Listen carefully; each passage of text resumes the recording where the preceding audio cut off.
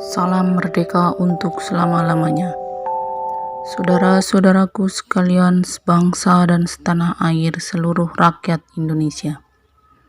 Kami Lembaga Kedaulatan Rakyat Indonesia atas nama seluruh rakyat Indonesia menyampaikan pandangan dan menghimbau kepada seluruh rakyat Indonesia untuk mengkaji dan menganalisa dongeng-dongeng yang selalu dipropagandakan tentang kebenaran khilafah yang sesungguhnya.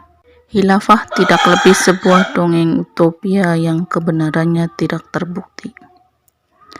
Waspadalah saudara-saudaraku, propaganda khilafah yang menyesatkan dan merongrong kewibawaan bangsa dan negara. Khilafah adalah sistem pemerintahan negara dengan cara menggunakan syariat Islam sebagai pedoman mengatur wilayah, hukum, dan orang-orang yang ada di dalamnya. Khilafah dipimpin seseorang yang disebut dengan khalifah atau pemimpinnya disebut dengan khalifah.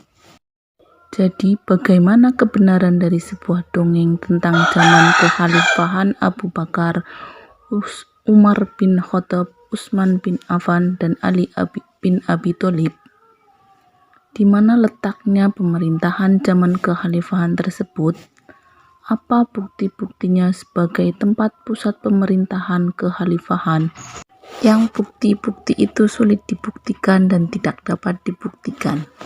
Padahal pada saat itu antara wilayah Hijaz termasuk Mekah dan Madinah adalah jalur perdagangan dari Eropa masuk ke daerah-daerah di Asia dan dari Asia masuk ke wilayah-wilayah Eropa yang terkenal dengan sebutan jalur sutra.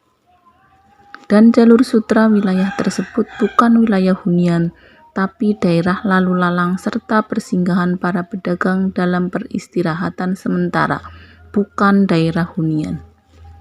Dalam cerita di wilayah tersebut, pada zaman kenabian Muhammad dikatakan terjadi peperangan terhadap kaum kafir dan halal merampas harta orang kafir. Hal tersebut lebih tepatnya disebut perampokan atau penggarungan. Apa dibenarkan untuk menegakkan kebenaran dengan cara merampok? Pada masa kenabian Muhammad sebagai nabi berdurasi waktu 23 tahun dengan melakukan 78 kali peperangan, jadi dalam setahun terjadi peperangan 3 kali lebih terjadi peperangan. Lalu seperti apa peperangan yang dimaksud? Perang menimbulkan pertumbuhan darah dan hilangnya jiwa. Kebenaran yang berdasar perang itu kebenaran macam apa?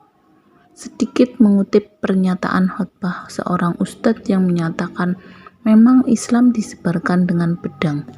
Apakah dibenarkan menyampaikan kebenaran dengan cara membunuh itu dibenarkan dalam Islam?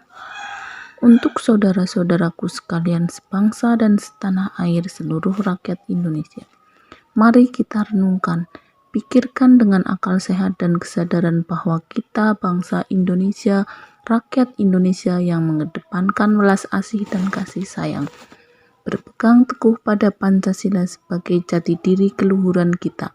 Selamat berjuang, hak rakyat harus kembali. Merdeka!